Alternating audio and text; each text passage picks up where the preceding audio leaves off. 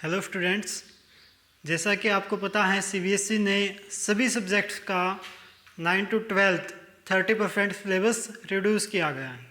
ठीक है, तो 12th क्लास में मैथ्स में भी आपका 30% सिलेबस रिड्यूस किया गया, हटा गया है। लेकिन ज़्यादा कुछ नहीं है, लगभग जो भी आपका एनसीईआरटी बुक है उसमें 13 चैप्टर है, लगभग चैप्टर आपको करने हैं। कोई भी चैप्टर ऐसा नहीं है जो आपका डिलीट किया गया हो, हर एक चैप्टर में से लास्ट में से कुछ डिलीट किया गया है। ठीक है, तो क्लास 12th में मैथ्स में आपकी कुल मिला के 6 यूनिट्स हैं जो इस टाइप से हैं। फर्स्ट यूनिट 8 मार्क्स की है, ये 10 की, थर्ड 35 की, फोर्थ 14, फिफ्थ 5 मार्क्स की और लास्ट यूनिट 8 मार्क्स की। जो फर्स्ट यूनिट है यहाँ पे आपके आते हैं 2 चैप्टर, चैप्टर नंबर फर्स्ट और सेकंड। चैप्टर फर्स्ट में से क्या डिलीट किया गया है, जो आपकी लास्ट की एक्सरसाइज है, एक जो एक्सरसाइज होती थी बाइनरी ऑपरेशन की, वो तो बिल्कुल ही डिलीट कर दी है, लास्ट ईयर ही कर दी थी। अब इसके बाद जो 1.3 एक्सरसाइज है उसमें हमारे आते थे कंपोजिशन के क्वेश्चंस, कंपोजिशन ऑफ फंक्शन। ठीक है, कंपोजिशन ऑफ फंक्शन होता था। इसके बाद फंक्शन का इन्वर्स होता था, एफ इन्वर्स हमें निकालना होता था। तो ये टॉपिक्स जो है आपके कैंसिल आउट हो गए हैं, डिलीट हो गए हैं, ये आपको अब नहीं करने हैं। मीन्स एक्सरसाइज 1.3 और उससे आगे के आपको नहीं करने हैं। सेम टाइप से चैप्टर 2 में जो भी प्रॉपर्टीज हैं, ठीक है, लेकिन चैप्टर फर्स्ट में आए तो इन्वर्स का आपको यूज़ करना पड़ेगा। अगर आप इसको पढ़ लें तो ज़्यादा अच्छा रहेगा। ठीक है, काफ़ी इम्पोर्टेंट टॉपिक है ये, इसको हम डिलीट नहीं कर सकते, लेकिन सीबीएसई ने किया है तो एग्जाम्स में तो नहीं आएगा, लेकिन वैसे आपको पढ़ना चाहिए, ये टॉपिक अच्छा है। ऐसे ही चैप्टर सेकंड में जब हम आते हैं तो कंप्लीट जो ही प्रॉपर्टीज़ है इन्वर्स की, इन्वर्स ट्रिग्नोमेट्रिक फंक्शन में एक्सरसाइज जो 2.2 है वो कंप्लीट डिलीट कर दी है। ठीक है, जो एक्सरसाइज है 2.2 वो डिलीट की गई है, लेकिन फिर भी वो आपको करनी पड़ेगी, क्योंकि ये जो फॉर्मूले हैं यहाँ पे एक्सरसाइज 2.2 के, इन फॉर्मूलेज के बिना आप डिफ्रेंशिएशन भी नहीं कर सकते, इंटीग्रेशन भी नहीं कर सकते। ठीक है, तो ये वैसे डिलीट की गई है, यहाँ से क्वेश्चन एग्जाम्स में नहीं आएगा, लेकिन फिर भी मैं आपको सजेस्ट करूँगा कि आपको ये करनी चाहिए, क्योंकि इसके बिना जो आगे के चैप्टर्स हैं हमारे कैलकुलस में, डिफ्रेंशिएशन और इंटीग्रेशन, वो आपके नहीं हो पाएंगे। तो चैप्टर फर्स्ट जो यूनिट फर्स्ट है उसमें से 2 चैप्टर आपके ये आपका कैंसिल आउट हुआ है, एक्सरसाइज 1.3 और 2.2। इसके बाद एलजेब्रा में आते हैं आपके, यहाँ से आपका कैंसिल आउट हुआ है 1.3 और 2.2, ये दोनों आपके कैंसिल आउट हो गए। एलजेब्रा में आते हैं आपके चैप्टर 3 और 4, जो चैप्टर 3 है और चैप्टर 4 है। चैप्टर 3 की अगर हम बात करें तो चैप्टर 3 में आपके जो लास्ट है 3.4 में एलिमेंट्री रो ऑपरेशन और एलिमेंट्री कॉलम ऑपरेशन, उसको रिमूव किया गया है, लेकिन इन्वर्स आपको निकालना है इसमें। ठीक है, इन्वर्स के क्वेश्चन आ भी सकते हैं। अब इसमें यह दे रखा है कि एलिमेंट्री रो ऑपरेशन और एलिमेंट्री कॉलम ऑपरेशन डिलीट किया गया है, तो इसके हिसाब से तो जो एक्सरसाइज हमारी बनी 3.4, एक्सरसाइज जो 3.4 बनी वो आपकी डिलीट होनी चाहिए। ऐसे ही चैप्टर 4 में इसमें दे रखा है कि जो प्रॉपर्टीज है डिटरमिनेंट की वो हटा दी गई है, तो जो प्रॉपर्टीज है वो आती है आपकी एक्सरसाइज 4.2 में। ठीक है, ये कंप्लीटली हटा दिया गया है, तो ये भी यहाँ से ये 2 एक्सरसाइज हटा दी गई हैं। लेकिन अगर ये देखी जाए एक्सरसाइज 4.2 तो काफ़ी इम्पोर्टेंट है। अभी तक जितने भी एग्ज़ाम्स में हैं सीबीएसई के, हर एक एग्ज़ाम्स में यहाँ से क्वेश्चन आता रहा है, लेकिन अब ये कह रहे हैं कि हटा दी गई है। तो जो प्रॉपर्टीज़ हैं डिटरमिनेंट्स की वो यहाँ 12th क्लास में ही दी जाती हैं, आगे इनका यूज होता है हायर क्लासेज में, जब हम जाते हैं ग्रेजुएशन लेवल पे तो इनका यूज़ करना होता है। तो ये जो प्रॉपर्टीज़ है वो काफ़ी इंपॉर्टेंट है, मेरे हिसाब से ये भी आपको पढ़नी चाहिए। ठीक है, तो चैप्टर यूनिट जो सेकंड है अलजेब्रा, उसमें आपका ये डिलीट हुआ है। उसके बाद हम आए कैलकुलस में, ठीक है। कैलकुलस आपकी यूनिट थर्ड है। इसमें आपके चैप्टर आते हैं चैप्टर 5, 6, 7, 8 और 9, इतने चैप्टर आते हैं। यहाँ से 3.4 और 4.2 ये आपकी डिलीट है। चैप्टर 5 कंटिन्यूटी का है, कंटिन्यूटी एंड डिफरेंशियबिलिटी। इसमें 2 थ्योरम होती थी, एक थ्योरम है रोल्स थ्योरम, एक है एलएमवीटी। एक तो रोल्स थ्योरम है, एक लैग्रेंज मीन वैल्यू थ्योरम है, इसको हम एलएमवीटी बोलते हैं, लैग्रेंज मीन वैल्यू थ्योरम। इन थ्योरम्स की स्टेटमेंट हटा दी गई है, ठीक है। तो इनके बेस पे जो लास्ट के एक्सरसाइज थी वो भी आपकी नहीं आएगी अब, ठीक है। और इनका जो ज्योमेट्रिक इंटरप्रिटेशन था वो भी आपका हटा दिया गया। मीन्स कुल मिला के रोल्स थ्योरम और लैग्रेंज मीन वैल्यू थ्योरम इसमें हटाई है। तो जो चैप्टर 5 है उसमें आपको लगभग सब कुछ करना ही है, ठीक है, कुछ डिलीट नहीं हुआ है। कंटिन्यूटी के जो क्वेश्चंस थे वो आपको सारे करने हैं। इसके बाद हम चैप्टर 6 की बात करें, डिफरेंशिएशन। डिफरेंशिएशन में से कुछ ज़्यादा डिलीट नहीं हुआ है, सॉरी, ये तो चैप्टर 5 था। चैप्टर 6 है एप्लीकेशन ऑफ डेरिवेटिव, ठीक है।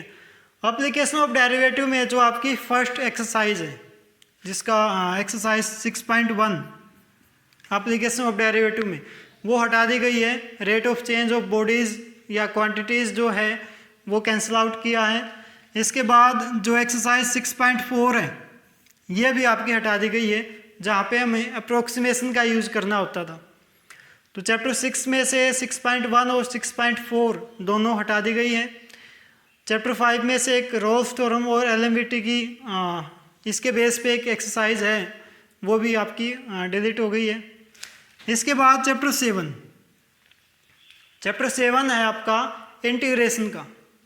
इंटीग्रेशन में आपकी एक्सरसाइज 7.7 बिल्कुल हटा दी गई है, यहाँ से आपका क्वेश्चन नहीं आएगा। इसके बाद टाइप्स होती हैं इंटीग्रेशन की। जो एक टाइप है ax स्क्वायर प्लस में bx प्लस c, इसका अंडररूट, इसका इंटीग्रेशन हमें करना होता था। इस टाइप के क्वेश्चंस नहीं आएंगे। इससे अलग एक और टाइप है इसमें ax plus b into under root ax square plus में bx प्लस c। ये दोनों टाइप्स आपकी इंटीग्रेशन की हटा दी गई है, ठीक है। तो इंटीग्रेशन में आपकी एक तो एक्सरसाइज 7.7 हो गई, उससे अलग 2 टाइप्स ये हैं, ये आपकी डिलीट की गई है। चैप्टर 8 की हम बात करें तो इसमें ज़्यादा कुछ भी डिलीट नहीं किया गया है। हमें एरिया निकालना होता था। एप्लीकेशन ऑफ इंटीग्रेशन चैप्टर का नाम है, चैप्टर 8 एप्लीकेशन ऑफ इंटीग्रेशन। इसमें जो 8.2 है वहाँ से कुछ क्वेश्चंस हटा दिए गए हैं, बाकी सब कुछ एज इट इज़ है। उसके बाद चैप्टर 9 की अगर हम बात करें तो चैप्टर 9 में 2 एक्सरसाइज हमारी हटाई गई है। एक तो 9.5 है जो लास्ट की है, जिसमें हमें क्वेश्चंस निकालने होते थे dy/dx प्लस में py। इस टाइप के क्वेश्चंस जो होते थे वो अब नहीं है, ठीक है। और उससे अलग एक एक्सरसाइज है 9.6 और 9.3। 9.3 में हमें फॉर्मुलेट करना होता था, डिफरेंशियल इक्वेशन हमें गिवन होती थी। कोई भी एक सॉल्यूशन हमें दे दिया तो उसकी डिफरेंशियल इक्वेशन बनाने होती थी। ये दोनों हमारे अब कैंसिल आउट हो गए हैं चैप्टर 9 में, ये नहीं करना है। तो यूनिट 3 की बात करें तो हमारा क्या क्या कैंसिल आउट हुआ है। चैप्टर 5 से रोल्स थ्योरम और एलएमवीटी। चैप्टर 6 में से 6.1, 6.4 कैंसिल आउट हुई है। चैप्टर 7 में से 7.7 कैंसिल आउट हो गई। इस टाइप का इंटीग्रेशन कैंसिल आउट हो गया और इस टाइप का भी इंटीग्रेशन कैंसिल आउट हो गया। चैप्टर 8 में से 8.2 के कुछ क्वेश्चंस आपके कैंसिल आउट हुए हैं, कंप्लीट कैंसिल आउट नहीं हुई है। 8.2 आपको करनी है और मेरे हिसाब से तो आप कंप्लीट ही करो तो ज़्यादा अच्छा रहेगा। 8.2 एक्सरसाइज। 9.3 और 9.6 आपकी डिलीट हुई है। ये दोनों टॉपिक्स आप बीएससी फर्स्ट ईयर में, किसी भी फर्स्ट ईयर में आप जाओगे बीएससी में या ऑनर्स में या फिर बीटेक वगैरह में ये पढ़ाया जाता है। ठीक है, ये भी सब में आते हैं, बीएससी में और बीटेक में, और ये तो है ही दोनों में, बीएससी में भी बीटेक में भी, इसलिए ये सब कैंसिल आउट किया गया है क्योंकि आप अगली क्लास में ये पढ़ोगे ही। ठीक है, बेसिक्स से आपको ये पढ़ना होता है कॉलेज में जाके, इसलिए कैलकुलस जो है उसमें से ये आपका टॉपिक रिमूव है, आप इसको नोट कर लें। इसके बाद हम अगले यूनिट पे जाएं